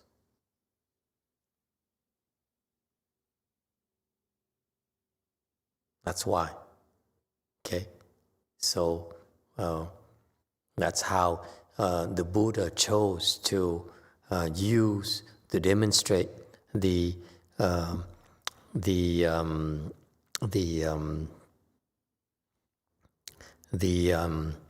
power in maintaining thing, because the bigger it is, then you inspire more faith in the people. That's why. Okay, so they're not all the same. These power and maintaining bodies, they vary from temple to temple, places to places. They're not the same at all. It turns out that the old monk, the Shure monk, he says, once he got the relics, actually, then he says, as soon as we got the relics and said that will go to Korea, go to the US, actually the relics change. They grow bigger and they have more babies. Okay, so they change differently. Change color, change in size, they change, they have more babies, and so forth. Okay, that's why. Okay. Okay. 8, the body of blessings and virtue. 9, the Dharma body. 10, the wisdom body. 8福德身，9法身，10智身。 Okay, 147. Not sure we have enough time to finish it. Okay. 8, the body of blessings and virtues. Okay? There is a very important tip here. Why we are learning about the concepts of body of blessings and virtues. This hasn't been explained before. So that's why, you see, this is why we're discussing this, because we're adding more to the knowledge of Mahayana in English. Okay? What is this? Body, blessings, and virtues. Okay? Remember, your high level means that you have more merit and virtues. Yes? You cannot say that this person at high level has lower wisdom than you, have few blessings than you. So this high level might be very poor, but actually, and you have a big temple and so forth, but there's no comparison. It's hidden blessings, hidden virtues, if you will. Right? Is it clear? Okay. Now, how does it happen? This is so important concept that this is one of the major reasons why you practice Chan. Oh, you practice. And Chan is a major vehicle for this. Because Chan specializes in helping you develop Samadhi. Okay? Chan is the most advanced Samadhi training, development, knowledge in Buddhism. No other schools can be better than a Chan school in terms of helping develop samadhi powers, increase your samadhi. So far, so good. I have not seen it in the Tantra schools, or look at Tantra teachings, or look at the Tantric teachers. They don't get it. I looked at what else? The people who bow, people who explain sutra, the people who, in particular, people who do Pure Land, so forth. They don't understand how to develop samadhi power. Okay, only Chan is a systemic way of developing samadhi power because of the Chan school. The Chinese Chan school is superior as far as that goes. So far, so good. Why? Why is so much emphasis in it? In Chinese Mahayana. I'm not sure about Indian Mahayana because I don't want to make inferences when I don't have enough data. Okay, so the Chinese Chan is so important in Chinese Mahayana because it helps people increase their samadhis. So far, so good. Why? Why do you want to increase your samadhi powers? Because when you enter samadhi, you create the most blessings and will unfold more virtues.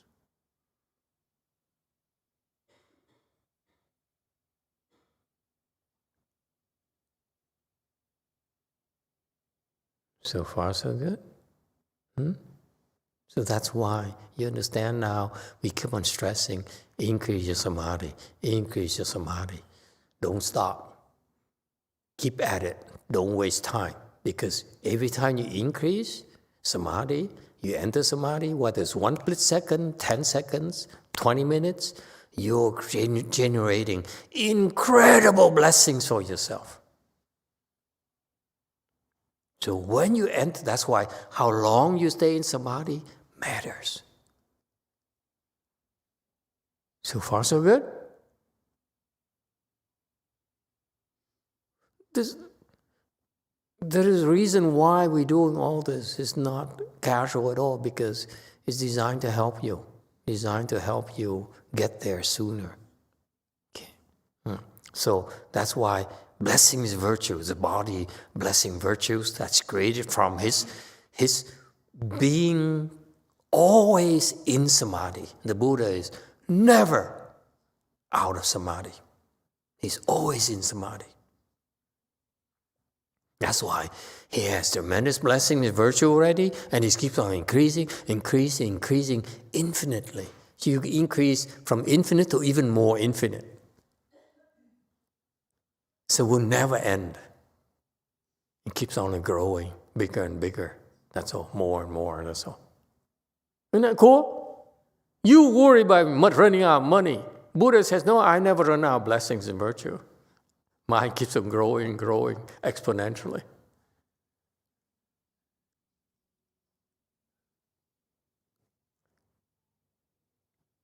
Yes, 8.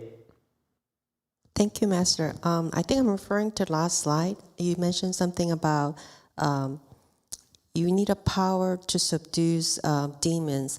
So this power is referring to samadhi as well?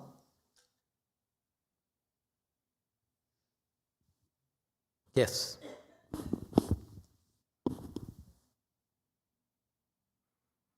Power is associated with samadhis. So you have a high level of samadhis, then you are more powerful than the low lives. Okay. Q&A. Fuck. Thank you, Master. Today lesson. Right there, too small, I cannot see. Thank you so much for the amazing lesson today, Master. I could not get to the point where the vast lesson that you teach today, but the key thing that I got is that if only people like us in real life learn the basics of the thing that you taught earlier, sắc, thọ, and I, which is, that is the reason why when men leave Vietnam first and then they've been away from their wife so long, so they don't have the interaction, and then they don't have the feeling, and then the love went away. If the woman understands that concept, then she's not bitter and pain and suffering. Same thing apply. What I learned is same thing apply to any relationship for us at home with our family, children. If we understand that and then use that, then the quality life that we have with our family for this present life will be so much better.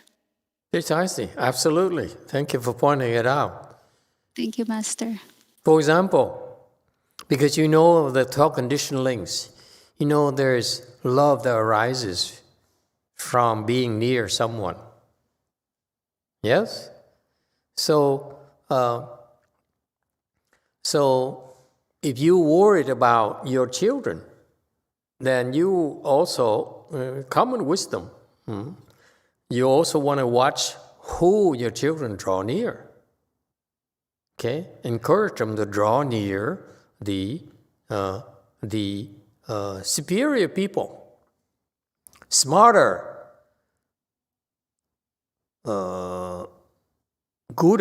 better, more grounded, so that they get to love such people and then bring themselves, encourage themselves to be like that. Okay, so the 12 conditioned links is very practical, and it's not just about enlightenment. It shows how life happens. Very good. Thank you for pointing it out to me. Yes, there's many aspects of these teachings that are not for just enlightenment, but it's about having insights into our life, how to improve our lives. All right? All right. Now, okay, so the body, blessing, and virtue. You see, entering Samadhi, that's why you do this, whether you meditate or you work and so forth, eventually by creating these blessings, okay, you're able to enter Samadhi, and when you stay there longer, you create even more blessings. Okay, and that's why do not ever say, I want to work until the day I drop the dead. No, it's you need both. Okay,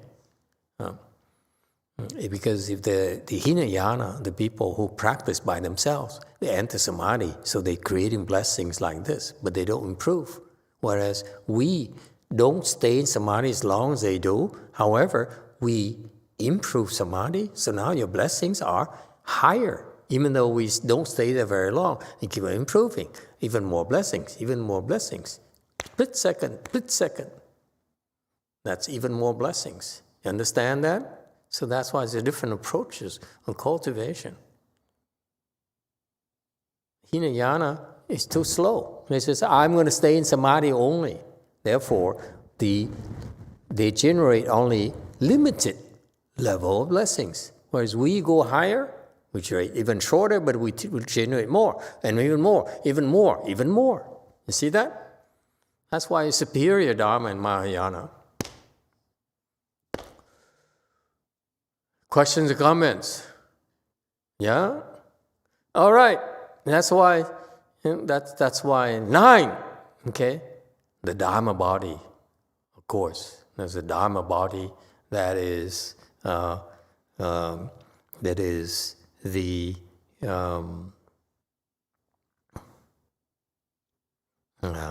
so the Dharma body is the ultimate body, the ultimate achievement, the ultimate manifestation of Buddha state. So far, so good. Okay. And then, number 10, Oh, no, I'm afraid there's not enough time to go into this. Called wisdom body. And I know you're going to have a lot of questions, okay? And if I start into this tonight, then I have to repeat it again next week. So we stop here so that you can go and start meditating.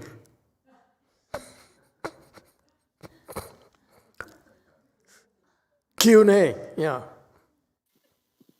A quick question. So Sanmei here in Chinese, is that just Samadhi? Yeah, Samadhi. There's no difference between Sanmei and Chanding? Yeah, same thing. Okay. Different names is the same thing.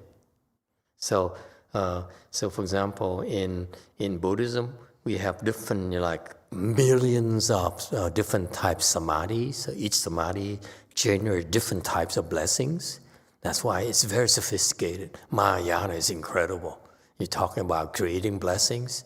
It's just we enter the samadhi or the other samadhi and so forth. All kinds of things. Okay, I have yet to figure out how to enter the red car samadhi, because so far it hasn't worked. Disappointing. Okay.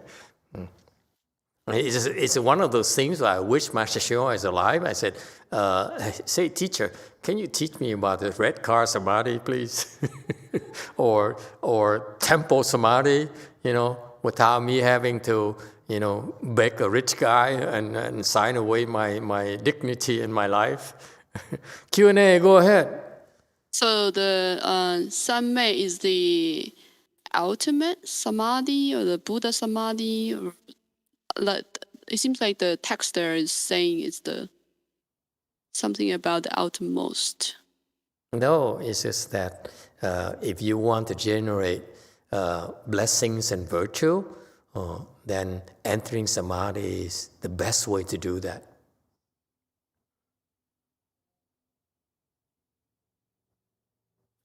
Okay. Further question? Yes, of course. We have a few more minutes. So enter samadhi is the best way? What about people who don't get to meditate but work like master? This woman here is plotting against me. Master is unfair. He allows some people to meditate, some others he make them work all day and all night. There's some truth there. Yes, go ahead. Help me out. Number 3. Master, there's one time I asked Venerable Shintong about the question, and Venerable Shintong say, what make you think I work and I don't enter samadhi? I enter samadhi even though I'm working as well. But haven't you impressed or not? Huh? Here in America, we work and enter samadhi. In Korea, you work and you just work. Or in China, same thing, based on the question from the Chinese person. He says, Master, your people work all the time. They don't even meditate. Every time they meditate, they fall asleep. Precisely. If they meditate, like some Chinese people, and as soon as they meditate, they cross their legs, they sleep. Then we say, don't waste your time like that. Go work. Okay? And you work. Okay? Eventually, you'll be taught how to enter samadhi while working. So, what do you want? You want to meditate? Like the Koreans? Like the Chinese? Okay? Or you work. American style. And then when the time comes, when the conditions ripen, then you enter samadhi while at work or when you meditate.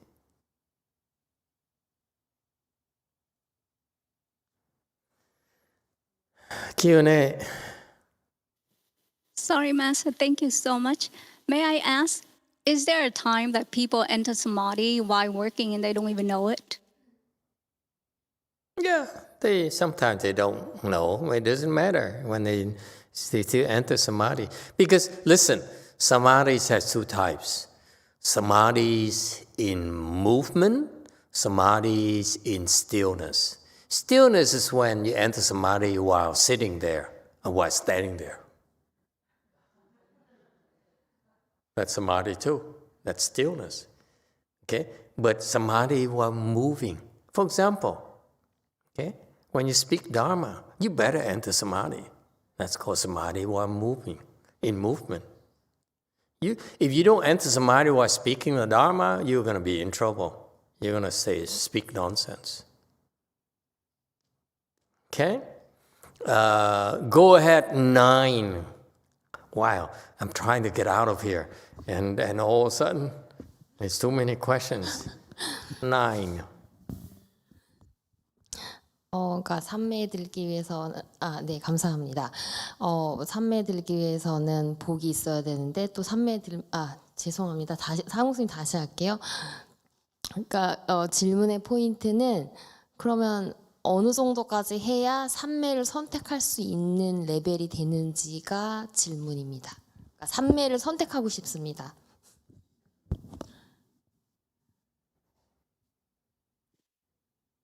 Master, I want to select the Samadhi. So what level can I select Samadhi?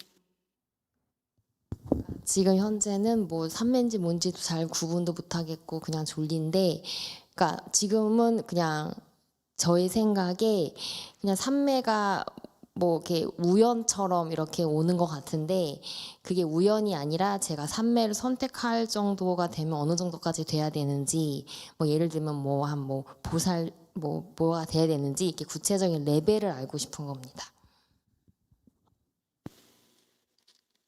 Right now, at my level, I think a Samadhi come by chance, but I want to enter the Samadhi by will.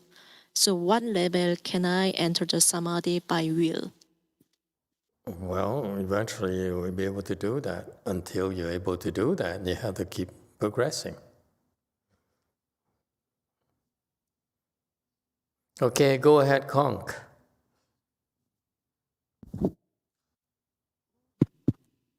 So with all those incredible bodies, the Buddha still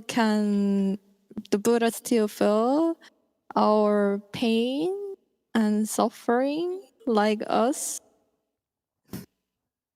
Negative experience? Can he feel the body, the pain and suffering? Yes. Why do you just want to know? understand or he Why do you want to know? Just I don't understand. curious. You curious? It's like you're not even a Buddha and you say, do Buddha feel my pain and my suffering? Yes. Why are you so self-centered?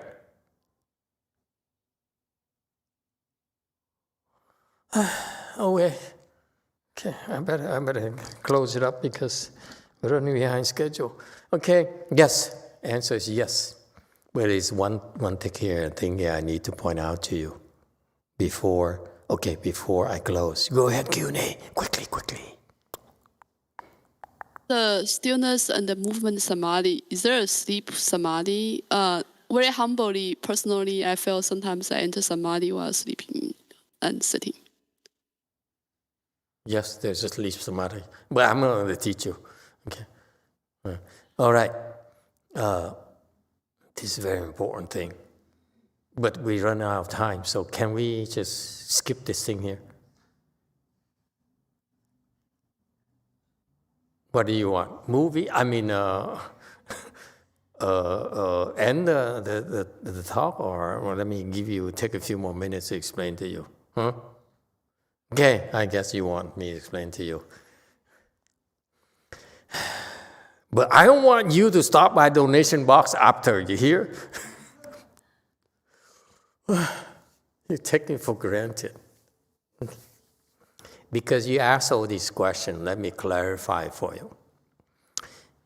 You meditate, you enter samadhi, that's why you generate a lot of blessings. That will help make all your airfare, all your expenses, all the lost income for you for not working, well worth it. Trust me.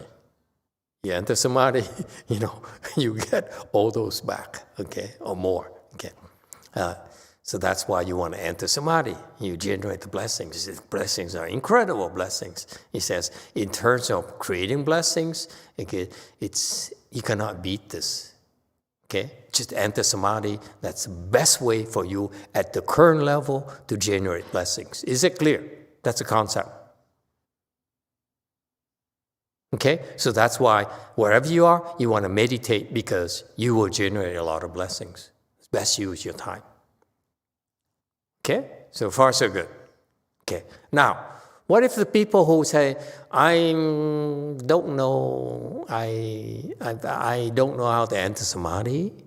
What if I enter the wrong kind of samadhis? That I don't want the samadhi at all? Or and so forth. And so what to do? And they say, I can't enter samadhi, I don't know how to meditate, and so forth. Okay?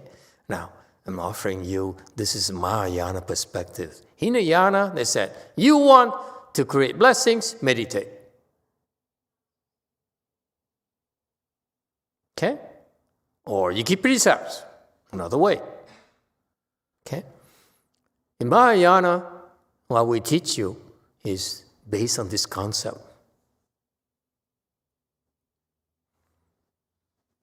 Samadhi level here, blessings here, right?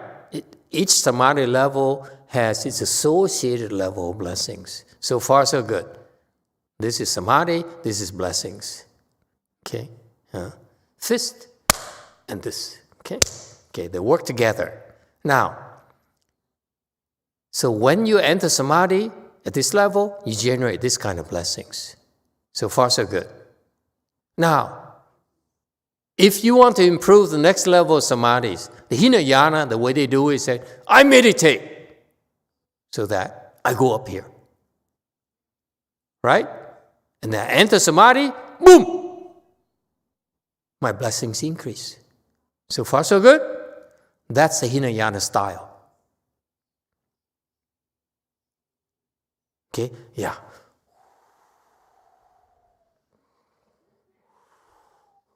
Absolutely.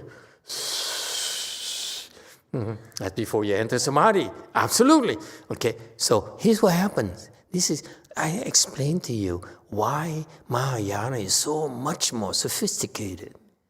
The model Hinayana is they meditate, and they increase their samadhi power. That's why they increase their blessings. In Mahayana, we know that some of you cannot meditate. You fall asleep. And you don't know how to enter the sleep samadhi yet. Okay? Because every time you sit down, do not. What happened to Master Ji? You're too tired. You sit down, oh my God. I've been working all day and you want me to enter samadhi? That's unreasonable. I sleep first. Okay?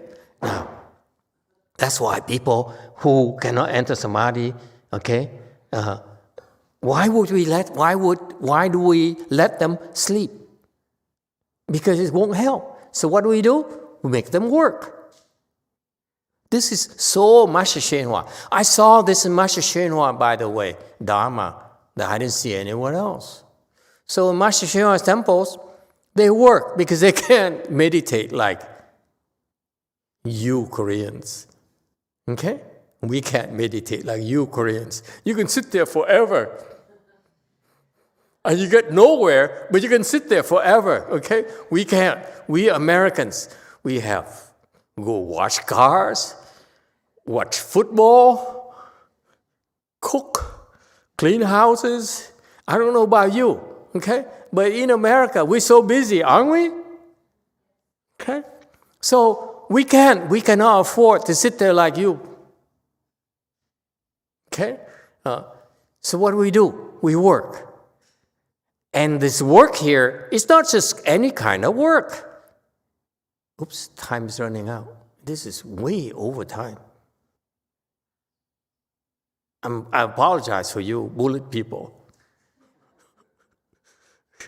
Okay, but can I continue just a little bit longer? That's all. Okay, it won't be much longer. So, in Master Shenhua did is that he has a way for you to work and create blessings. When he was alive, we all work. We all worked. Okay? And they work and work. Okay? So what happened is that when they work, they create blessings and more blessings, more blessings. So that when it's time for them to meditate, see that? You get to this level either by samadhi or by blessings.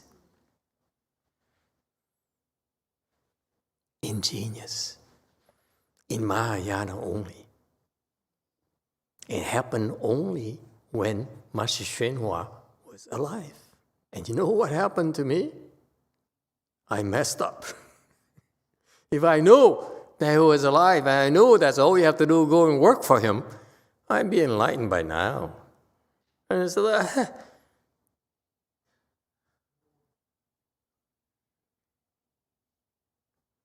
oh no. Kong has a question.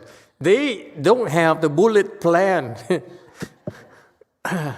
God, go ahead, Kong. Master, did you watch movie yesterday too, or is it just today?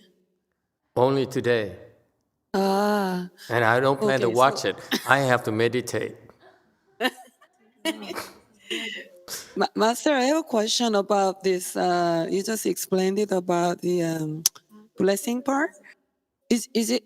You said it's only for Mahayana. Is it because when you have enough blessings, there is a certain teaching, which is not in Hinayana? Is that the difference? That's right. That's one of the reasons. But the key is that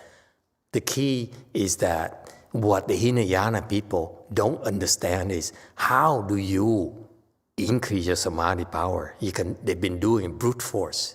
Okay? They don't understand this process. And of course, they don't have the Dharma where they create the blessings themselves. Okay? That's why Mahayana is much more complete. We know how to increase the samadhi this side, and we also know how to increase blessings on this side as well. There are two ways to get there. Two major ways to get there. Two major ways to climb. Blessings or samadhi.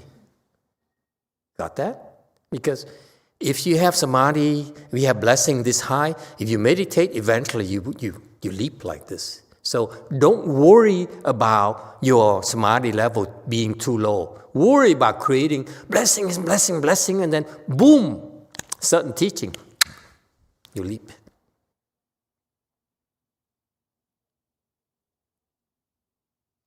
You're not impressed.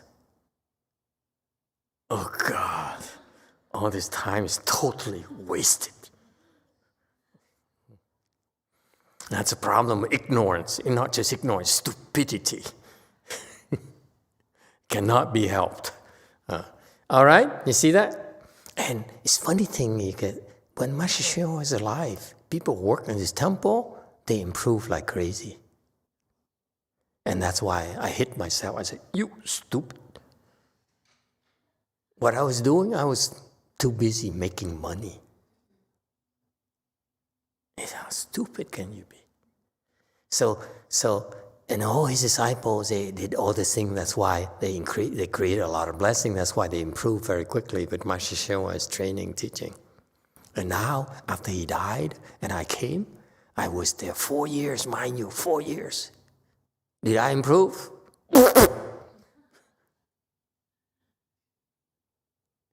My level is lower than all of you tonight. Can you imagine all of you level? Okay? It's higher than my level after 4 years as a professional. Isn't it sad?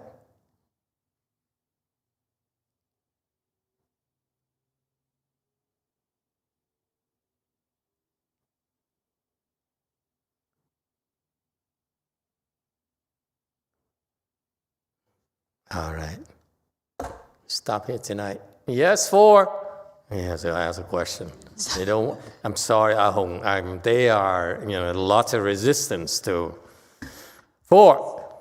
So thầy, do we need to have a good knowing advisor to help us to increase samadhi or blessing? Absolutely. They're not all the same. I'm telling you, his disciples are enlightened too. But in my generation, after he died, I worked my butt off for 4 years. I got nowhere.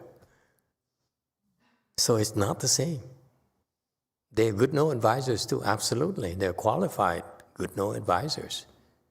They deserve to be good know advisors. It's just that the training is not the same as Master YongHua's training. It's like night and day. That's a fact.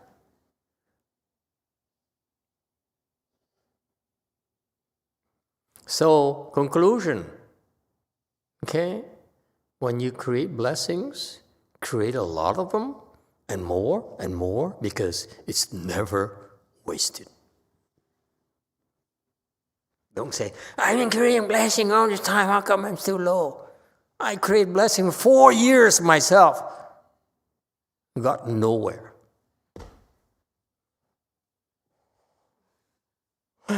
Oh well, I'm calm. I'm not bitter.